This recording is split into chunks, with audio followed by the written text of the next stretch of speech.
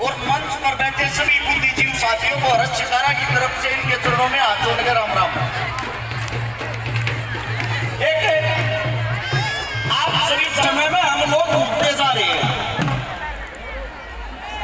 जिस वक्त अंग्रेज हिंदुस्तान में आए, आप लोगों को नहीं पता हो तो याद दिलवा दूं, सबसे पहली जो क्रांति, आप लोग तो क्रांति के नाम पे 1857 की क्रांति को जानते होंगे। उससे भी 100 साल पहले 1757 में जो सबसे पहली हिंदुस्तान को बचाने के लिए क्रांति लड़ी थी, वो हमारे सन्यासियों ने और फकीरों ने लड़ी थी। अंग्रेजों ने जब बंगाल के अंदर कब्जा किया, कब्जे के बाद उन्होंने जो क्रूरता शुरू की, हमारी बहन बेटियों का अपमान करना, गाय का कत्लेआम करना, हमारे धर्म को भ्रष्ट करना, मंदिरों को तोड़ना, मस्जिदों को तोड़ना, उस वक्त 5000 संत इकट्ठे हुए, जिनके अंदर हमारे साधु संतों के साथ मुस्लिम फकीरों ने भी कंधे से कंधा मिलाकर साथ देने की कसम खाई। ये बात है 1770 की। उन 5000 फकीरों ने उन अंग्रेजों को वापिस भागने पर मजबूर कर दिया था। लेकिन हिंदुस्तानियों के अंदर आज तक एक कमी रही है, हम कभी भी अपने इंसान का साथ नहीं देते, उनकी टांग खींचते हैं।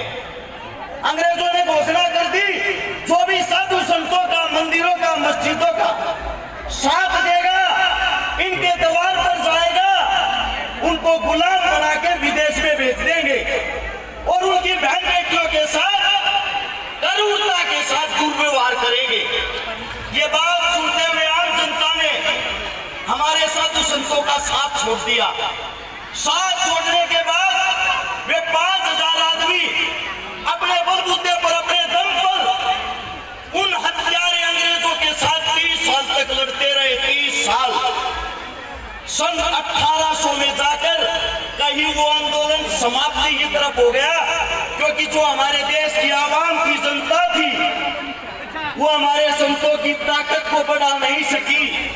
उसी का फायदा उठाते हुए उन्हीं अंग्रेजों ने बंगाल के अंदर शराब की पहली दुकान खोली थी 1832 में। पहली दुकान खोल के हमारे हिंदुस्तानियों को फ्री शराब पिलाई जाती थी। पहले एक आदमी को पिलाई, फिर 10 को पिलाई, फिर 100 को पिलाई। यह चीज देखते देखते उस शराब का टेस्ट आदमियों को ऐसे लगने लग गया, दिन प्रतिदिन उन्होंने अपनी दुकानें बढ़ानी शुरू कर दी। आज अगर आप हिंदुस्तान के अंदर देखोगे, एक भी कोना ऐसा नहीं होगा, एक भी गांव ऐसा नहीं होगा जिसके अंदर ठेका नहीं है।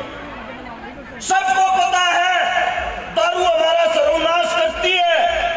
शराबी आदमी सबसे पहले अपने घर को खागा, रुपये खागा, घर की जमीन खागा। दारू के कारण ही बलात्कार होते हैं, दारू के कारण ही हत्याएं होती है। यहाँ पे पुलिस प्रशासन है, इनसे पूछ के देखना, जितने भी क्रिमिनल हैं 95% क्राइम नशे के कारण होता है।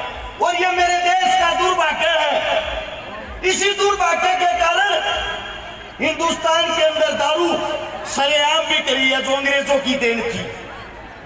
और उससे दूसरी बात, किसी के अंदर इतनी हिम्मत नहीं हम आवाज उठाकर इस चीज को बंद करते। सरकारें आती है जाती है, कभी कोई। ये एक ही सिक्के के दो पहलू होते हैं, आज कोई सरकार कल कोई। लेकिन एक भी नेता मंत्री ऐसा नहीं आता जो इन चीजों पर पूर्ण रोक लगा दे।